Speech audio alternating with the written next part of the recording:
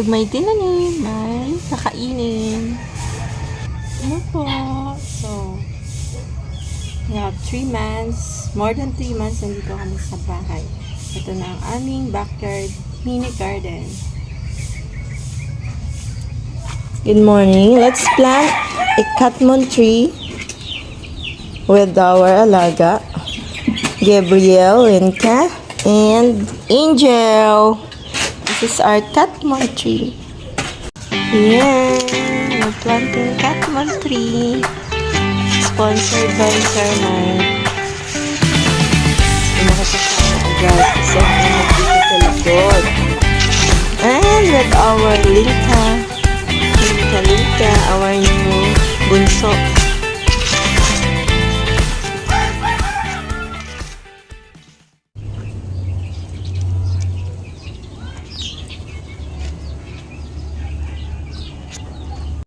Tanim tayo ng alugbate.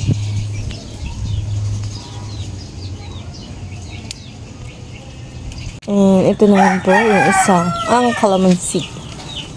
Ano pa sila? Yun siya. Plant by my husband. Dahil mayroon tayong gulay na nakuha, tayo po ay magdidinding. Yun siya, may dinding tayo.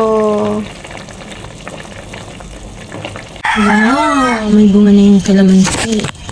Kukuhaan tayo. Uy! Ay siya. Kasi may malikot.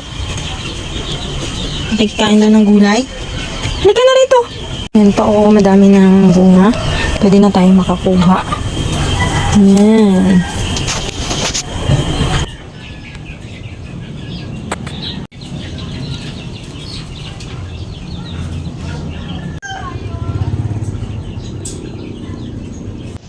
Yay! May bulaklak na yung aming tanim. 1, 2, 3, 4, 5, 6, 7.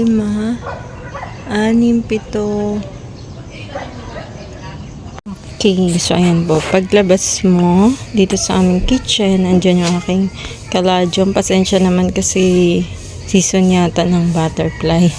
At halos maubos sila yung mga dahon.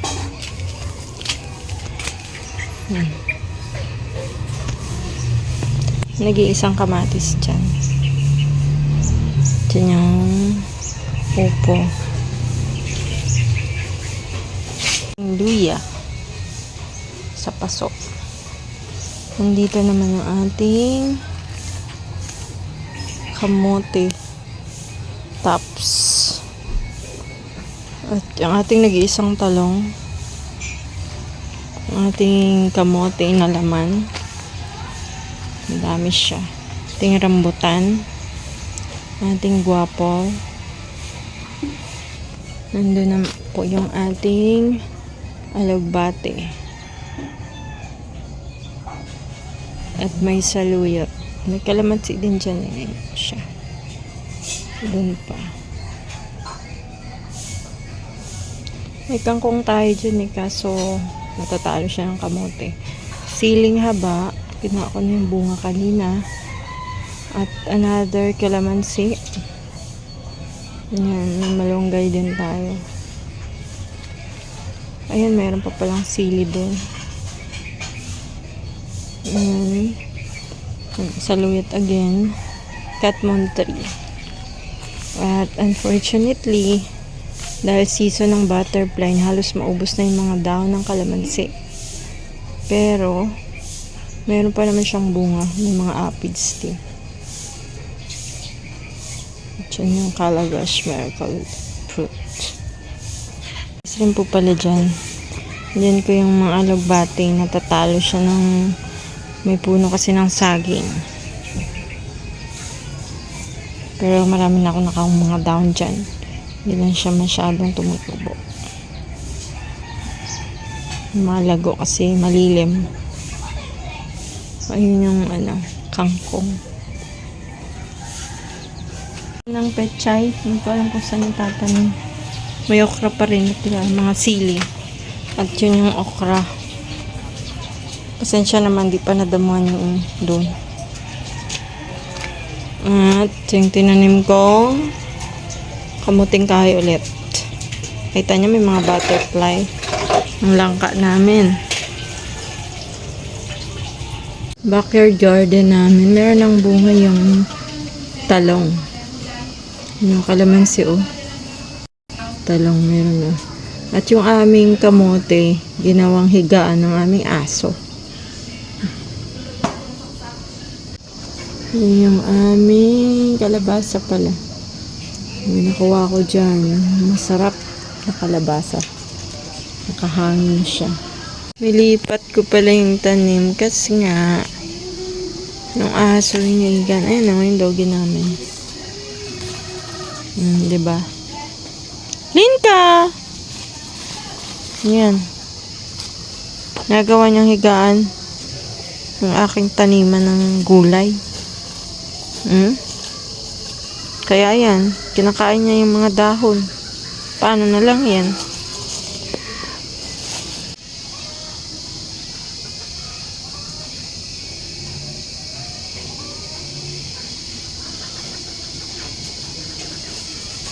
So, ito na pong aming okra. Meron siyang bunga. Yun. Tunin ko na yung bunga niya. This one. Mahaba na siya eh. Tanda na nga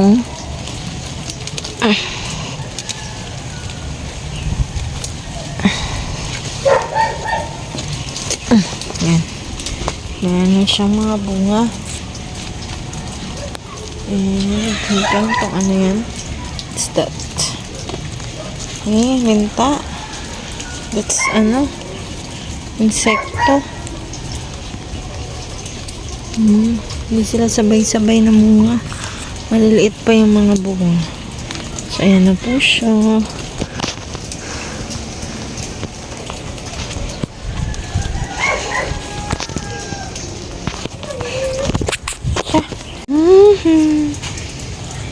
Dahil tumigil ang ulan, mag-harvest tayo ng ating talong. Yung luya yung katmon ni Sir Mike. Ang aming mga kamote. Yung kalamansi. May bunga yan, Maliit pa lang, may bunga na. Yung talong. At yung kalamansi ulit. At yung kalamansi. Siyempre, ang talong. Ang haba niya talaga. Ayun, i-harvest na natin para gawin nating torta bukas ng umaga kasi meron ulit dyan. Meron pa. Ang galing naman ng talong na to. Ilagay ko siya sa timba. So, harvest natin yung talong. Tingnan naman natin yung mga okra. Yung mga okra, meron na rin siyang mga bunga. Hindi ko alam ba't bibilak na kasi yan. Mga bunga niya. Nag-harvest na ako dito kahapon. Ewan ko ngayon. Wala. Ayun, meron. Siguro ayun, maliit pa. Bukas pa siguro. Haba ng talong. Kasing laki siya ng Ayan, Yan. Parang kalahating metro ang haba. Talong, ayun yung okra, yung biyabas, tsaka ito. Last na namin to na harvest ng kalabasa kasi feeling ko wala na Ayan. So, ayan po yung na-harvest ko. Okra, talong, biyabas, tsaka itong kalabasa. Luto tayo ng sinigang for dinner. Itong mga sangkap na to, fresh from the garden. Yung wala dyan, yung kamatis, at yung sitaw, pati yung luya. Siyempre yung isda. Yan yung binili. Pero here, fresh from the garden. It is March 1 and see, the katmon tree is now big. Kahit mainit, surviving siya. Green pa rin yung dahon. And of course, nandiyan na yung rambutan namin. And guapol. Medyo hindi talaga maganda yung mga leaves ng plants ngayon dahil summer. But thanks God kasi yung talong, kahit maliliit yung bunga, continue pa rin siya. And yan.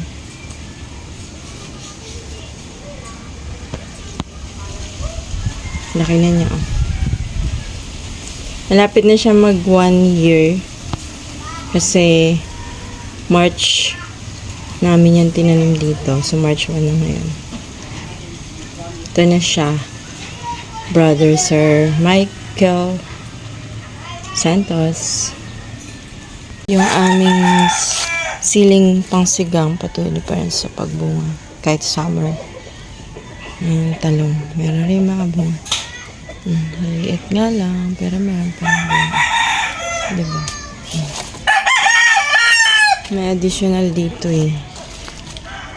We have here papaya. Hindi ko lang alam kung napapatuloy talaga siya. Tinanim namin. 2, isa lang yung nabuhay.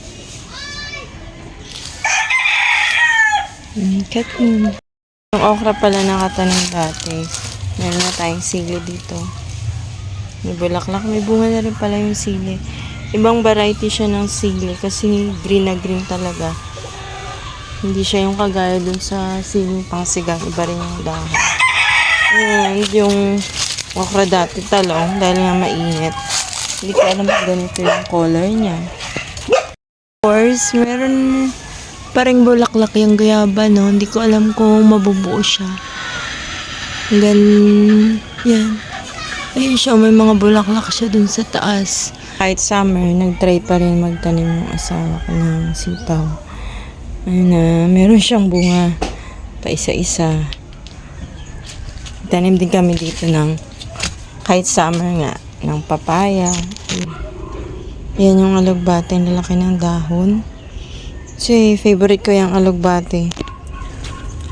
Para sa munggo. Yan yung kaibahan ng langka dito, pero wala pa siyang bunga. Yung dahon niya green pa.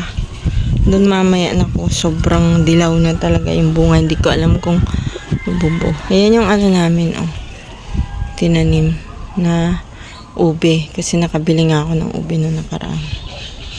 Hindi na dadamuhan. Hindi diligan kasi dito.